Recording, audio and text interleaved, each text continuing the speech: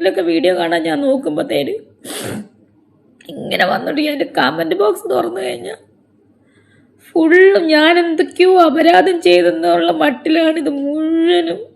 എല്ലാവർക്കും അറിയാവുന്ന കാര്യമാണ്, ഒരു കണ്ടന്റാണ് രേണുസുതി. ചില കാര്യങ്ങൾ എന്നെ പിടിച്ചു വെക്കുവാണ്, മനസ്സിലായോ?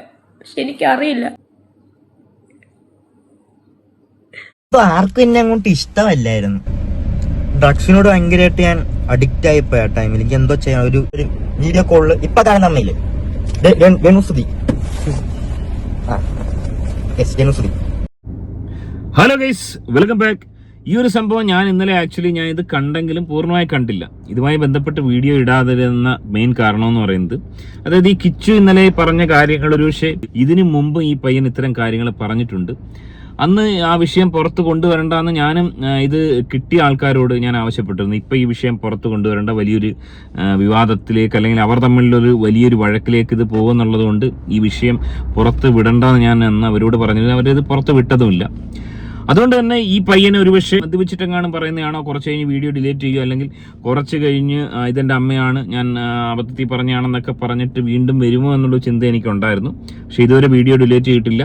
5 ലക്ഷത്തോളം ആളുകൾ കണ്ടു. ആ വിഷയവുമായി ബന്ധപ്പെട്ട് ഒരുപാട് പേര് റിയാക്ഷൻ വീഡിയോ ചെയ്തു. അതുകൊണ്ട് തന്നെ ഇതൊരു സീരിയസ് ആയിട്ടുള്ള ഒരു വീഡിയോ ആണ്. കിച്ചുവിന്റെ വീഡിയോയ്ക്ക് ശേഷം അതിന് മറുപടി എന്നോണം പ്രേക്ഷകർക്ക് മറുപടി എന്നോണം രേണുസുതി ഒരു വീഡിയോ ഇട്ടിട്ടുണ്ട്. ആ ഒരു വീഡിയോ കണ്ടതിന് ശേഷം ചില പ്രധാനപ്പെട്ട കാര്യങ്ങൾ ഇതുമായി ബന്ധപ്പെട്ട് നമുക്ക് വളരെ വിശദമായി പരിശോധിക്കാം. ഫേസ്ബുക്കും ഇൻസ്റ്റയും, ഫേസ്ബുക്കാണ് ഏറ്റവും കൂടുതൽ. ഒന്നും തുറക്കാൻ പറ്റുന്നില്ല ഇവർക്ക്, ഈ കണ്ടന്റോളികൾക്ക്. ഇഫ് രേണുസുതി വിത്ത് അല്ലെങ്കിൽ എബോവ് രേണുസുതി, ഈ രേണുസുതി എന്നുള്ള കണ്ടന്റ് മാത്രമേ ഉള്ളൂ അവർക്ക്. വേറെ ഒരു കണ്ടന്റും ഇല്ല, തുറക്കാൻ പറ്റണില്ല. എന്നെ ബാധിക്കുന്ന കാര്യമല്ലെങ്കിൽ പോലും ചിലതൊക്കെ എന്നെ ബാധിക്കും. കാരണം ഞാൻ എനിക്ക് ഫേസ്ബുക്കിൽ എന്തെങ്കിലുമൊക്കെ വീഡിയോ കാണാൻ ഞാൻ നോക്കുമ്പോഴത്തേന് ഇങ്ങനെ വന്നിട്ട് ഞാൻ കമൻറ്റ് ബോക്സ് തുറന്നു കഴിഞ്ഞാൽ ഫുള്ളും ഞാൻ എന്തൊക്കെയോ അപരാധം ചെയ്തെന്നുള്ള മട്ടിലാണ് ഇത് മുഴുവനും. എല്ലാവർക്കും അറിയാവുന്ന കാര്യമാണ്, ഒരു കണ്ടന്റാണ് രേണുസുതി. ഇവരൊക്കെ എന്തിന് കാശ് കിട്ടുന്നുണ്ടായിരിക്കും അവർക്ക് മാസം. പക്ഷെ ഇതിപ്പോൾ ആഘോഷിക്കാൻ, ഈ ഒരു വീഡിയോ ഞാൻ ഇട്ട് കഴിഞ്ഞ് ഇത് ആഘോഷിക്കാൻ ആൾക്കാർ കാണും ഇഷ്ടം പോലെ. അവള് കള്ളക്കരച്ചിലുമായിട്ട് ഇറങ്ങി, അവള് മുതലക്കരച്ചിലുമായിട്ട് ഇറങ്ങി. ഞാനും ഒരു മനുഷ്യനാണ്, മനസ്സിലായോ? കേൾക്കാതിൻ്റെ അപ്പുറം ഞാൻ കേട്ട്. പക്ഷെ ചില കാര്യങ്ങൾ എന്നെ ബാക്കിലോട്ട് നിർത്തുവാണ്, ചില കാര്യങ്ങൾ എന്നെ പിടിച്ചു വെക്കുവാണ്, മനസ്സിലായോ? പക്ഷെ എനിക്കറിയില്ല.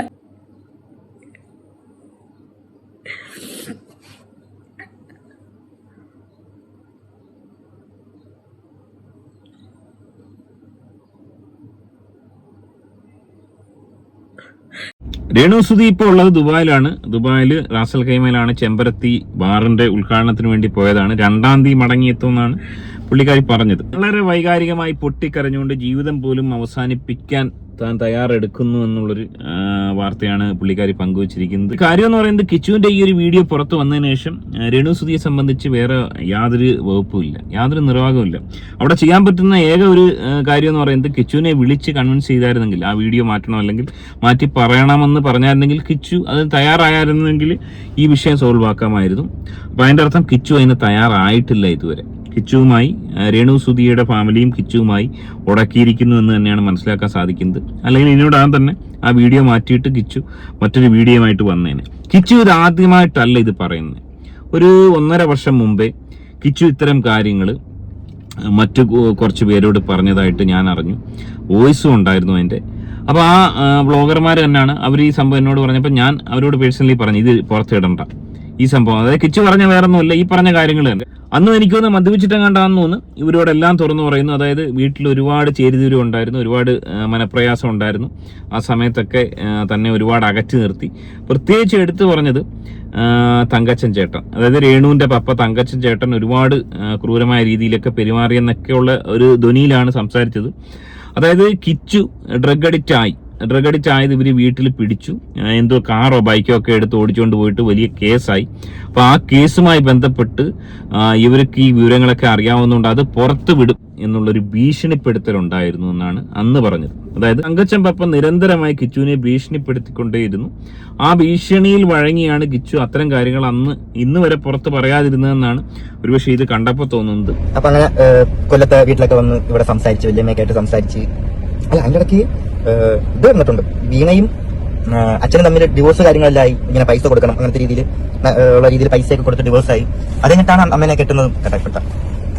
അങ്ങനെ കൊല്ലത്തൊക്കെ സംസാരിച്ച് എല്ലാം റെഡിയായി. ഞാനും അച്ഛനും അമ്മയും എല്ലാവരും കൊല്ലത്ത് നിൽക്കുന്നു. അതിനിടയ്ക്ക് കൊല്ലത്ത് വെച്ചിട്ട് ചെറിയൊരു വഴക്കായി. ഞങ്ങൾ കോട്ടയം പോകുന്നു. സ്റ്റോറി സ്റ്റാർട്ട്സ് നൗ എന്ന് പറയാം അല്ലേ.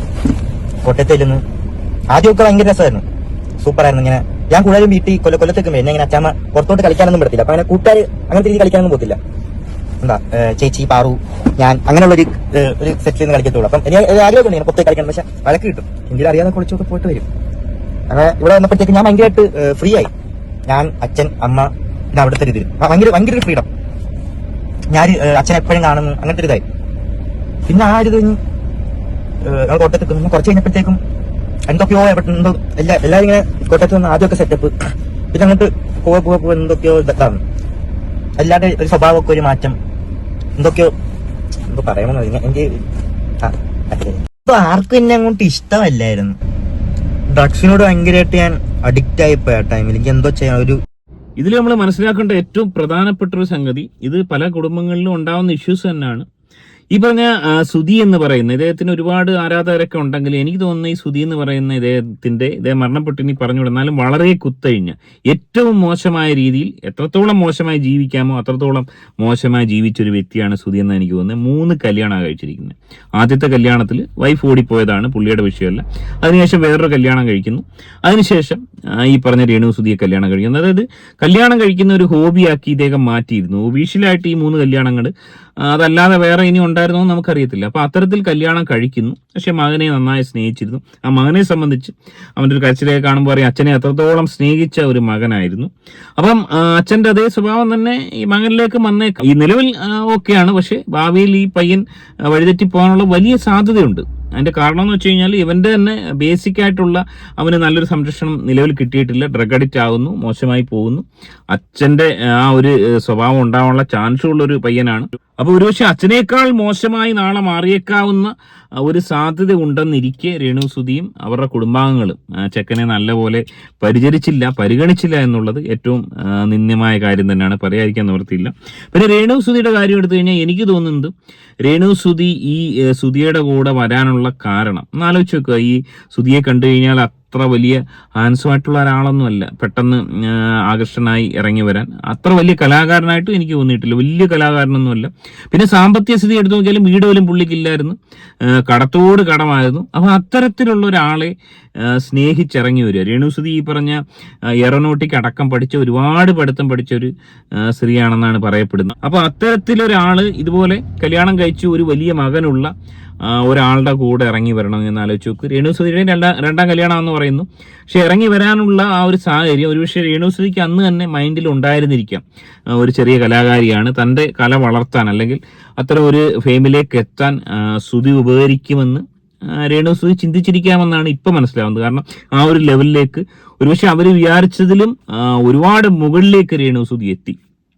ഇപ്പം ഈ രേണു സുധിയെ പലരും കുറ്റം പറയുന്നുണ്ടെങ്കിലും റിയാക്ഷൻ ചെയ്യുന്നവരാണെങ്കിൽ പോലും ഇപ്പം പുതിയ ആളുകൾ പോലും, അതായത് വ്യൂസ് ഇല്ലാതെ വേറെ നിവൃത്തിയില്ലാഞ്ഞിട്ട് രേണു സുധിയുടെ വിഷയം ചെയ്യാതിരുന്ന ആളുകൾ പോലും ഇപ്പം രേണു സുധിയുടെ വീഡിയോ ചെയ്യുന്ന ഒരു അവസ്ഥയാണ്. രേണു സുധിക്ക് കുറ്റം പറഞ്ഞാലും നല്ലത് പറഞ്ഞാലും ഈ പറഞ്ഞ മിനിമം ഗ്യാരണ്ടി വ്യൂസ് ഉണ്ടെന്ന് മനസ്സിലാക്കി പലരും വന്നുകൊണ്ടിരിക്കുകയാണ്. പ്രമുഖ മാധ്യമങ്ങളടക്കം ഓൺലൈൻ ന്യൂസായിട്ടെങ്കിലും രേണു സുധിയുടെ അപ്ഡേറ്റുകൾ കൊടുക്കുന്നുണ്ട്. അപ്പോൾ അതുകൊണ്ട് തന്നെ രേണു സുധി മറ്റാരേക്കാളും വളർന്നു എന്നുള്ളത് പറയാതിരിക്കാൻ നിവൃത്തിയില്ല. നെഗറ്റീവ് ആണെങ്കിലും വളർന്നിരിക്കുന്നു. ആ ഒരു അവസ്ഥയിൽ ഈ തുറന്നു പറച്ചിലുകൾ വലിയ തിരിച്ചടി തന്നെയാണ് രേണു സുധിയെ സംബന്ധിച്ച്, വലിയ തിരിച്ചടി തന്നെയാണ്. പിന്നെ അതുപോലെ തന്നെ തങ്കച്ചൻ ചേട്ടനെ സംബന്ധിച്ച് ആ വീട്ടിൽ നിന്ന് ഉടനെ ഇറങ്ങി കൊടുക്കേണ്ട ഒരു അവസ്ഥ ഉണ്ടാവും എന്നുള്ള കാര്യത്തിൽ യാതൊരു തർക്കവുമില്ല. കാരണം ഈ പയ്യൻ ഇത് പറഞ്ഞ സ്ഥിതിക്ക് ഇനി അവിടെ അവർ തുടരാൻ അർഹതയില്ല. അവർക്ക് ഉടനെ അവർ ഇറങ്ങി കൊടുക്കണം. അവരെവിടെ ഇപ്പോൾ ഉണ്ടോ എന്ന് എനിക്കറിയത്തില്ല, ഉടനെ ഇറങ്ങി കൊടുക്കണം. കാരണം ഇത്രയും അധികം ഈ പയ്യനെ വേദനിപ്പിച്ച അവർ അവിടെ നിൽക്കുന്നത് ഭൂഷണമല്ല. പറയാതിരിക്കാൻ നിവർത്തിയില്ല. രേണു വേറെ വീട് വെക്കുന്നുണ്ട്, ഫ്ലാറ്റ് നോക്കുന്നുണ്ടെന്നൊക്കെ പറയുന്നുണ്ട്. അവരിപ്പോഴും അവിടെ താമസിക്കുന്നു എന്നാണ് എൻ്റെ അറിവ്. ഇനി അവരിവിടെ താമസിക്കുന്നത് ഈ പറഞ്ഞ യാതൊരു ന്യായീകരണവും അതിനില്ല. അത് കിച്ചുവിന് വേണ്ടി പണിത. ഋതപ്പനും അതിൽ 2 മക്കളുണ്ട്, ഋതപ്പനും കൊടുക്കാം. പക്ഷേ ഋതപ്പൻ വലുതായിട്ടില്ല. അതുകൊണ്ട് തന്നെ അവരെങ്ങോട്ടെങ്കിലും മാറിയതിന് ശേഷം ഈ കൊച്ചിന് അത് കൊടുക്കണമെന്നുള്ളതാണ് എൻ്റെ പേഴ്സണൽ അഭിപ്രായം. നിലവിലവിടെ താമസിക്കാൻ ഏറ്റവും യോഗ്യരായിട്ടുള്ളത് ഈ പറഞ്ഞ സുധിയുടെ അമ്മ തന്നെയാണ്. സുധിയുടെ മരണവുമായി ബന്ധപ്പെട്ട് കൊടുക്കുന്ന വീട്, സുധീന്റെ മക്കൾക്ക് വേണ്ടി കൊടുക്കുന്ന വീടും അതിൽ പ്രായപൂർത്തിയായെന്നാണ് തോന്നുന്നത്. കിച്ചു എനിക്കറിയത്തില്ല എത്ര വയസ്സാണെന്ന്. അപ്പോൾ സ്വാഭാവികമായിട്ടും അത് കിച്ചുവിന് താമസിക്കാനുള്ളൊരു വീടാക്കി മാറ്റുക. കിച്ചുവിനും കിച്ചുവിൻ്റെ അമ്മുമ്മയ്ക്കും സുധിയുടെ അമ്മയ്ക്കും താമസിക്കാനുള്ളൊരു വീടാക്കി മാറ്റുക. ഋതപ്പൻ വലുതാകുമ്പോൾ ഋതപ്പന് അതിൽ ഒരു പങ്ക് കൊടുക്കുക എന്നുള്ളതാണ് ഒരു സ്വാഭാവിക രീതി. എനിവേ ഇതുവരെ ഇല്ലാത്ത രീതിയിൽ വലിയ രീതിയിലുള്ള ഒരു പ്രതിസന്ധിയിലൂടെയാണ് രേണു സുധി എന്ന് പറയുന്ന ഈ ഒരു പ്രമുഖ താരം കടന്നു പോകുമെന്ന് പറയാതിരിക്കാൻ നിവർത്തിയില്ല. ഇതുപോലൊരു പ്രതിസന്ധി ഇതിനു മുമ്പ് ഉണ്ടായിട്ടില്ല. ഒരുപക്ഷെ ഇതിനു മുമ്പ് പലതവണ ഇവർ ചിന്തിച്ചിട്ടുണ്ടാവും, കിച്ചു ഇതേപോലെ മാറ്റി പറഞ്ഞു കഴിഞ്ഞാൽ എന്ത് ചെയ്യണമെന്നുള്ള ഇവർ പലപ്പോഴും ചിന്തിച്ചിട്ടുണ്ടാവും, ആലോചിച്ചിട്ടുണ്ടാവാം. എനിവേ അത് സംഭവിച്ചിരിക്കുന്നു. കിച്ചു എതിര് പറഞ്ഞിരിക്കുന്നു. ഇനി അങ്ങോട്ട് എന്താണ് ഇവരുടെ ഭാവി പരിപാടി? എൻ്റെ പേഴ്സണൽ അഭിപ്രായത്തിൽ മാറ്റി പറയാനുള്ള ഒരു ചാൻസ് ഉണ്ട്. കാരണം കിച്ചു ഇത് പറഞ്ഞത് മദ്യവെച്ചിട്ടാണോ എന്നൊക്കെയുള്ള ഒരു സംശയം എനിക്ക് പേഴ്സണലി ഉണ്ട്. അതുകൊണ്ട് തന്നെ ഇവനിത് മാറ്റി പറയാനുള്ള ഒരു സാധ്യതയും ഞാൻ കാണുന്നുണ്ട്. രേണുസുധിയുടെ അവസ്ഥ വളരെ പരിതാപകരമാണ്, അഭിനയമാണെന്നൊക്കെയാണ് കൂടുതലും കമന്റുകളിൽ വളരെ മോശമായിട്ടുള്ളത്. അതായത് തള്ളയ്ക്ക് നന്ദയ്ക്ക് മാത്രം വിളിച്ചുകൊണ്ടിരിക്കുന്നത്. ഇതുവരെ ഇല്ലാത്ത രീതിയിലുള്ള ഏറ്റവും വൃത്തികെട്ട രീതിയിലുള്ള തെറികളാണ് കിട്ടിക്കൊണ്ടിരിക്കുന്നത്. വേറൊരു കേസൂടെ പറയുകയാണെങ്കിൽ ഈ പയ്യൻ ഇത് പറയുന്നത് ഒരു പക്ഷേ വലിയ രീതിയിൽ ഒരു കേസ് പോലും വരാനുള്ള ചാൻസ് ഉണ്ട്. ഇതുമായി ബന്ധപ്പെട്ട് ആരെങ്കിലും പരാതി കൊടുക്കുകയാണെങ്കിൽ ഒരു പക്ഷേ ശിശുക്ഷേമ വകുപ്പ് ഈ പയ്യനെ വിളിച്ച് ചോദ്യം ചെയ്ത് ഇവർക്കെതിരെ ആക്ഷൻ എടുക്കാനുള്ള ചാൻസ് പോലും ഉണ്ടെന്നാണ് ഞാൻ മനസ്സിലാക്കുന്നത്. എനിവേ ഏറെ ദൗർഭാഗ്യകരമായ അവസ്ഥ.